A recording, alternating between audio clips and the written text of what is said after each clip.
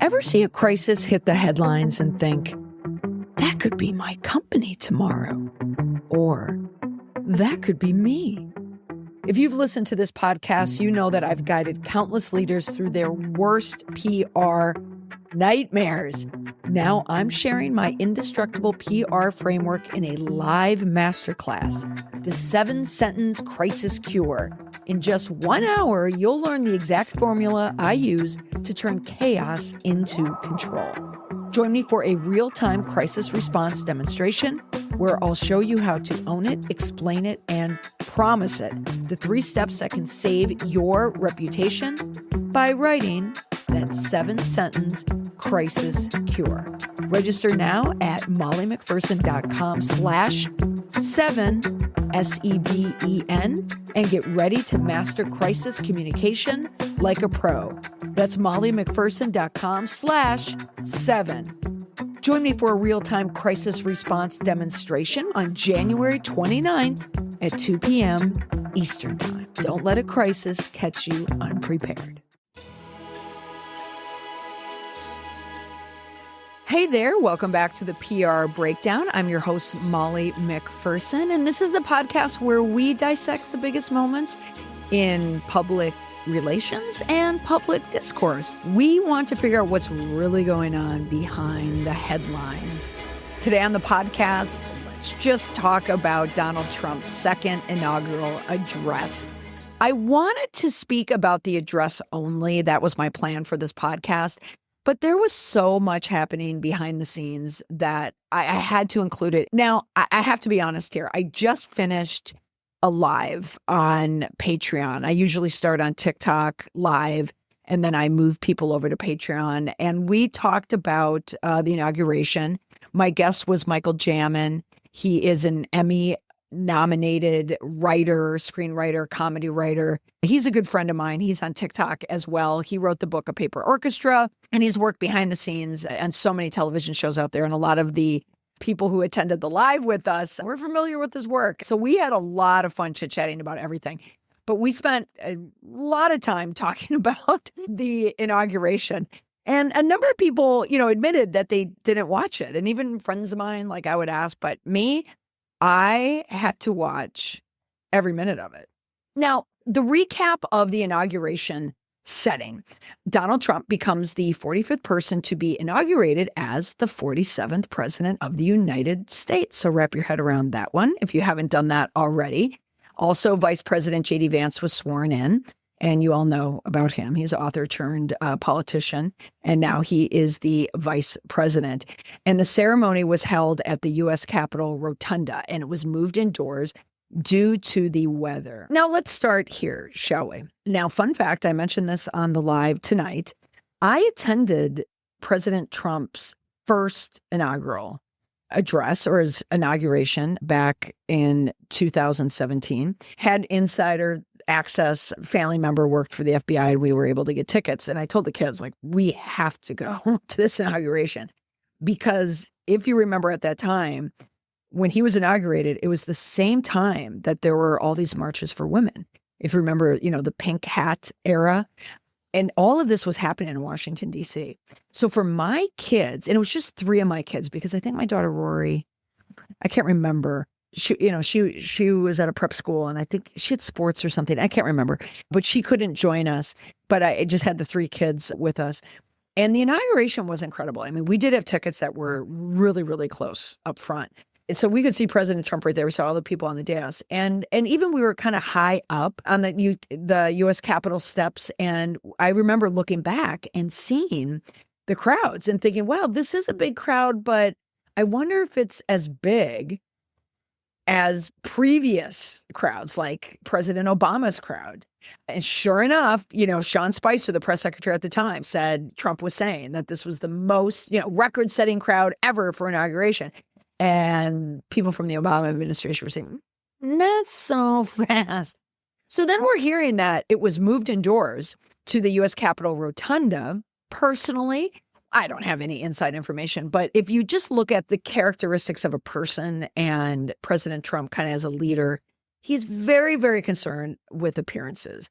He's very concerned with how he measures. he knew that it would be a talking point if the crowds were smaller from his first inauguration, which could be likely because it's a second inauguration, but also, yes, he won, but there's still going to be a lot of the coverage would be probably about January 6th. And he probably couldn't control even what people in the crowds were doing. So there's that element. Then there's the other element where this is more vanity, but I don't think he wanted to be on the dais with wind. Also, because it was going to be around 27 degrees, I think that's the temperature at the time of the inauguration, which is cold, yeah, but it's not that cold. There have been other inaugurations that were 27 degrees, but it probably would have cut down on the numbers there. But I also think the vanity piece of it was not wanting the hair to be blowing around, but also if you watch the coverage, now there was different coverage. I think it was, I don't know if it was pool coverage, to be honest, because I was watching the Trump coverage of the inauguration because it was straight audio and it probably was pool coverage, come to think of it. But when I was watching him, you noticed hair was covering one ear and not the other ear. And it was covering the ear that was, I mean, depending on who you believe, was either partially torn off or allegedly torn off. But you couldn't tell during the inauguration. And I think I saw either a hearing aid or an earpiece in there. Not that there's anything wrong with that. I know plenty of people wear hearing aids, but I thought, oh, that's the first time that I've ever seen that. So I think bringing it inside made sense because it was a much more controlled environment. Now, for the speech itself, the tone of the speech, it was the subdued Trump. It was the similar cadence of Trump when he was speaking at the RNC, the Republican National Convention. He was very subdued. And part of the reason why he was so subdued is because he was reading from a teleprompter. And based on how he was looking at the teleprompter, it's as if his advisor said to him, do not veer off that prompter ever. Like you stay on script the entire time. So his head was tilted in a certain way, just looking at the teleprompter. And it was also the ear that was covered was always away from the camera view.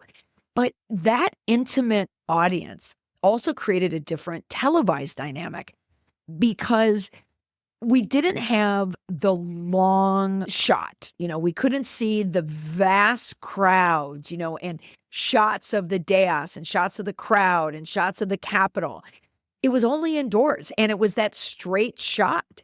So it was very intimate. And so you could see facial expressions. You could see how people were reacting in there.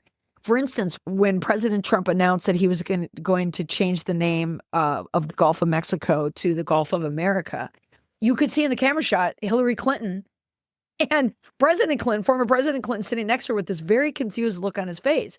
You wouldn't see that in normal coverage if it were outdoors because everybody is so separate, in their seating, but everybody was sitting right on top of each other. Now, going back to the tone of the speech, there are a lot of references to this narrative that Trump wanted to be the sort of triumphant hero, if you will. He cast himself as the avenger of corruption and disorder and chosen by God to restore America, a narrative that fits right into MAGA language. And why this matters, anytime you see the phrase like divinely chosen or saved by God, that is a very strong rhetorical stance. It can certainly bolster support from the religious segments of the electorate, the MAGA electorate, if you will, but it also raises eyebrows. Trump has a very strong conservative base, a very strong conservative evangelical base. So that type of rhetoric plays very, very well with Trump followers. Now, next, I want to highlight some takeaways from the address. One, it is Trump the avenging hero. He painted a dark portrait of America and positioned himself as uniquely capable of saving it. He talked about his life being spared by God to accomplish this mission, when he was in Pennsylvania, Butler, Pennsylvania. It leaves this, rhetorical question, does claiming a divine mission unify a nation or does it deepen the cultural divide? Next, the veiled and not so veiled shots at the previous leadership. He criticized Biden's administration, the handling of disasters, referencing hurricanes and wildfires, as if President Biden was controlling wildfires and hurricanes and the management of it. The wildfires were a little tricky for President Trump managing them from 2 weeks ago, because right out the gate when they happened, he wanted to pick a fight with the governor of California, Governor Gavin Newsom. But Newsom fought right back. And the tragedy in California, I mean, there's so much devastation. Someone clearly got to Trump to say, you've got to stand down. You have to stand down on this, because part of the reason why that devastation was there, and proof by virtue of so many insurance companies canceling policies because they believe in global warming. And the global warming was causing the dryness in the grounds and just the weather and the Santa Ana winds. And then they had rain, and then they had all these dry spells. And for an administration that is heavy on fossil fuels and not on renewable energy, it's a really tough argument for Trump. So he needed to back off. Plus, so many people were impacted by those fires. Not just wealthy people, not just famous people and celebrities, middle-class people, lower class immigrants, so many people there. And also, to rebuild so much of California, they're going to need the immigrant population. So that's another challenge, for Trump, who's allegedly starting all these raids for illegal immigrants. But highly unlikely you're going to see raids around Los Angeles. But again, these shots at Biden and the administration, he accused, the government leaders of failing at the basics, from infrastructure to emergency management. FEMA is struggling. I know this as a former FEMA employee, and knowing people who work at FEMA, they're struggling just for money and resources and people. So the subtext for anyone working in PR or communication is it's classic contrast messaging. It's highlighting failures of your predecessors to justify your future moves. That is classic Trump. This is how he does a lot of his messaging. It's by taking shots at everyone. Next, it's the emphasis on manifest destiny. When he said manifest destiny, my first reaction was, wait a minute, I had to go back into school. Like, wait a minute, what does manifest destiny mean? And then you're like, oh yeah, expansion. So he's reviving this 19th century idea of manifest destiny, pointing to a future that includes placing American flags on Mars. And did you see Elon Musk, owner of SpaceX? Like, he stands up and he's like cheering on, so goofy. And then Elon Musk, who spoke at an inaugural event with the Nazi salute. A lot of people on my live tonight were asking, like, what kind of PR help does Elon Musk need? Like, he doesn't need any PR help because he is on his own. It's like he's on Mars. There's nothing he can do to like clean up that image. His image is just who he is. But it makes me wonder how long President Trump is going to want to align himself with people like Elon Musk, because here's an interesting thing about leadership and about power. People who are in power, they're like the master of power, right? But you never want to overpower the master. You never want to be smarter than the master, better than the master, anything like that. And I think Elon Musk has to walk a fine line there. So we'll see if in the future, if he is as close to Trump as he is right now. But more controversially, is suggesting reclaiming the Panama Canal, and he named some numbers that were inaccurate. But oh my gosh, Mount Denali back to Mount McKinley, but the Gulf of Mexico to the Gulf of America. Like I said, Hillary Clinton laughing at that. That was a head scratcher moment. It's like, is this a literal plan, or is it just a symbolic, like, chest thumping line? And with Trump, honestly, it's hard to say. It is hard to say. Next, false or dubious claims. Like I said, he overstated the U.S. death toll in the building of the Panama Canal. Most of those deaths were from foreign workers. Many were from France. He also claimed that many undocumented immigrants come from prisons and mental institutions. There's no solid evidence to support this. And many people, if you saw this online or even in the coverage, when he was at the religious service, the bishop who stood up on that pulpit, and she talked about how scared people are with this administration. People who are, I'm paraphrasing here, LGBTQ and trans, how they're worried for their safety. And then talked about the people who bus our tables, who work the overnight shift, who work as janitors, talking about all those people who take those jobs, those low-level jobs. Those are immigrants, are undocumented workers. She said many of them pay taxes. They're not all criminals and prisoners. I mean, the number is so minor. It was a public rebuke from the pulpit, and Trump just looked straight ahead. Now, these typical fact-checkable lines might cause friction between the administration and the press when he continues to do this. Every time Trump does this, he will be called out for it. There is no denying that. And it will happen right out the gate. Are we going to be a society that accepts misinformation?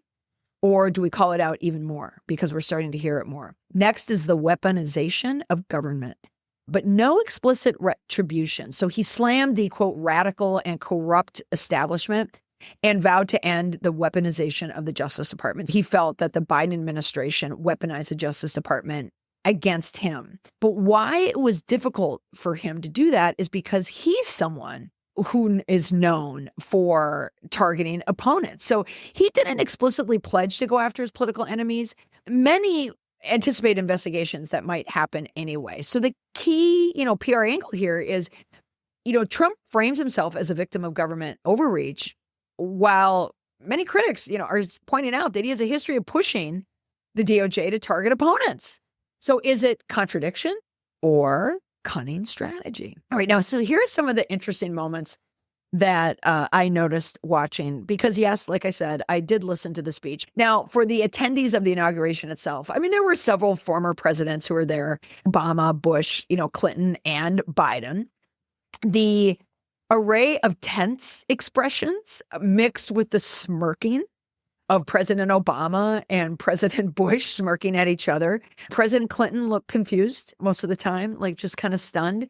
And Biden sat there with face for a lot of it. Chief Justice swore in both Trump and J.D. Vance. The Carrie Underwood performance, we talked about it in the live. And I had asked people if they saw this, because I really felt like I was the only person, because I saw a lot of information out there online about Carrie Underwood.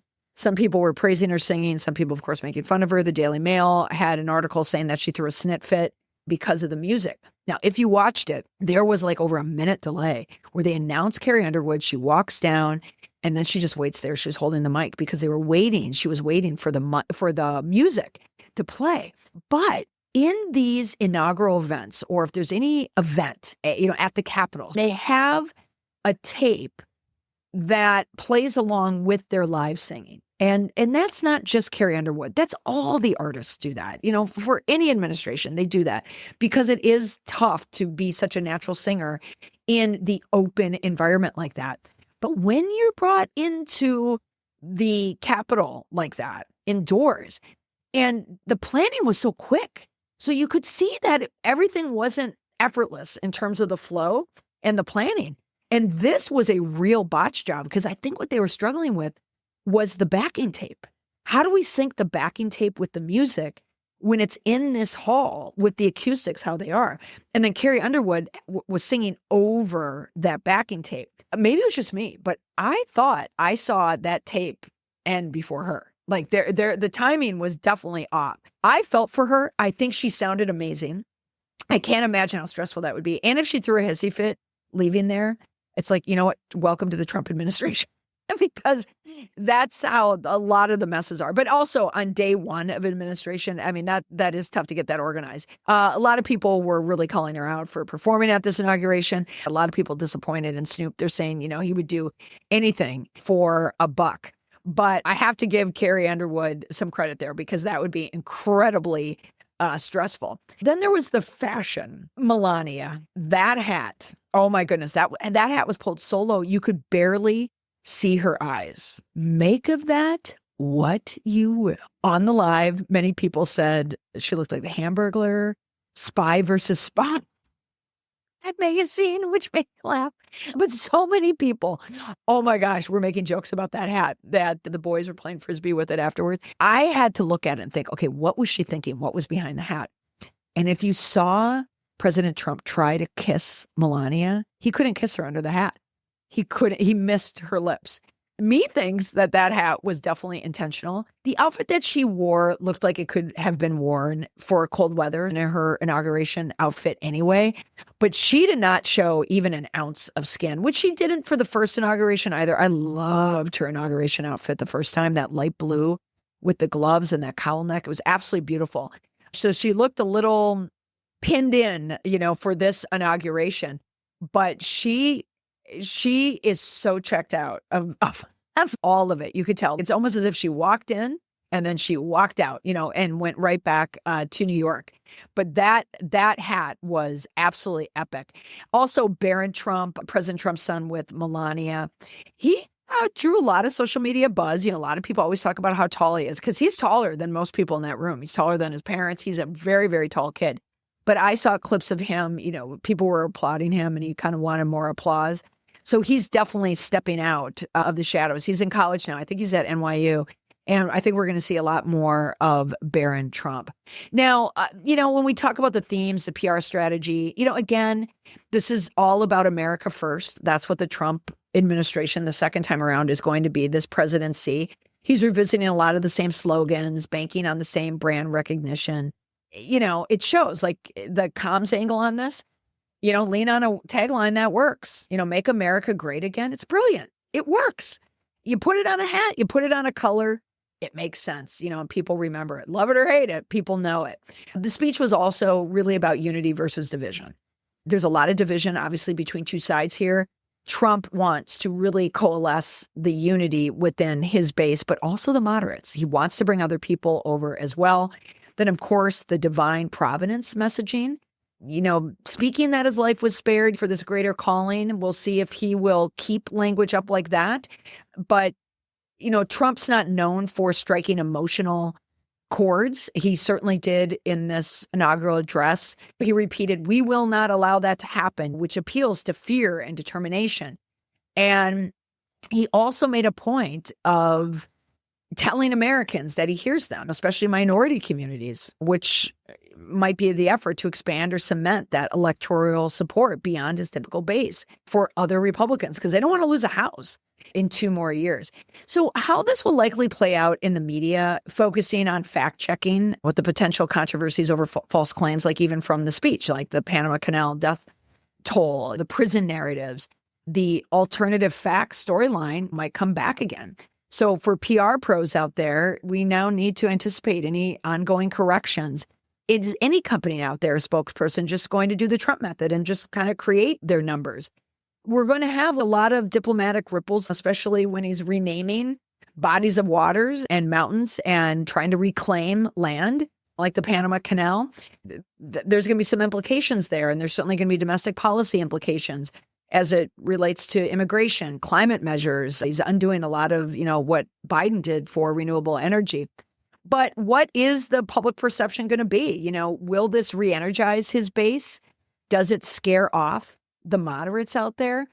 So big question for communicators, how to respond to leaders or companies or brands who want to copy the Trump brand of communication. Are you fact-checking aggressively or focusing on the emotional resonance that's driving supporters?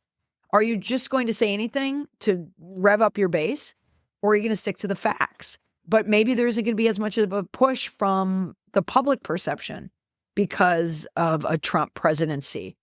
And also, the moral, the ethical angles here, when you're looking in, if you were in that crowd at the inauguration, was it a surge of patriotism or did it feel like a chill at the thought of an apocalyptic undertone here?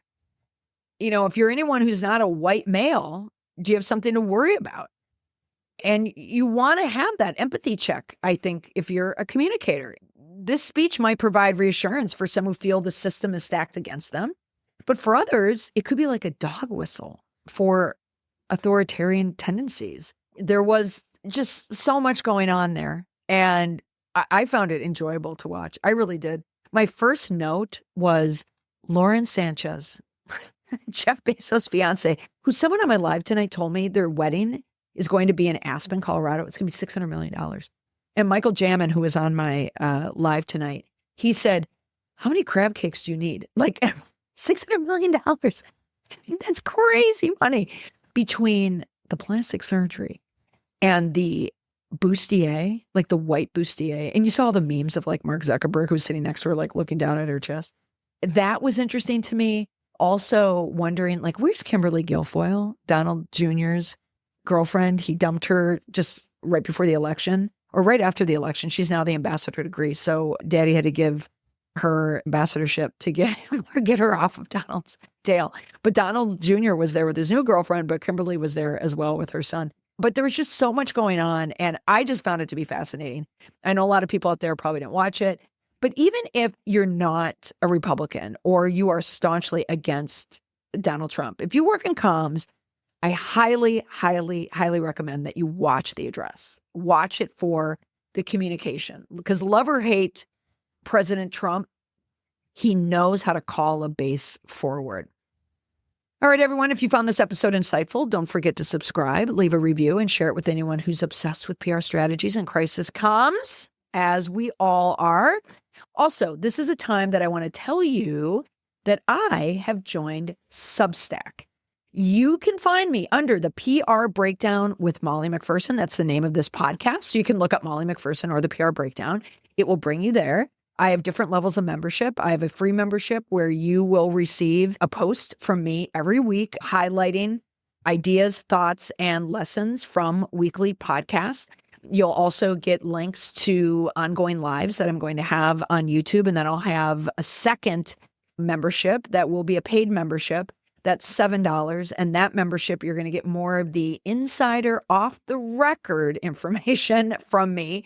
You're going to get more posts, more background, more intel. And then I also am going to be introducing a new segment. It's all around this idea of asking Molly. I'm going to get into the PR for people game.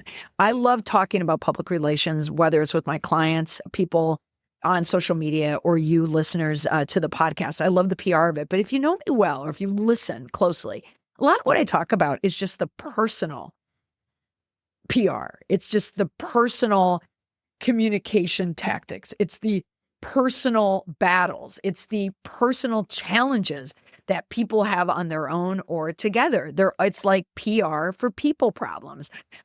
You can go ahead and ask me questions about anything related to PR, celebrity, news, politicians, or life, because it's all the same. It doesn't matter if it's professional or personal. It's all the same. So definitely check out my Substack. You can find me, the PR Breakdown with Molly McPherson, on Substack. All right, everyone, thanks for listening. Come back for next week's big story. Bye for now.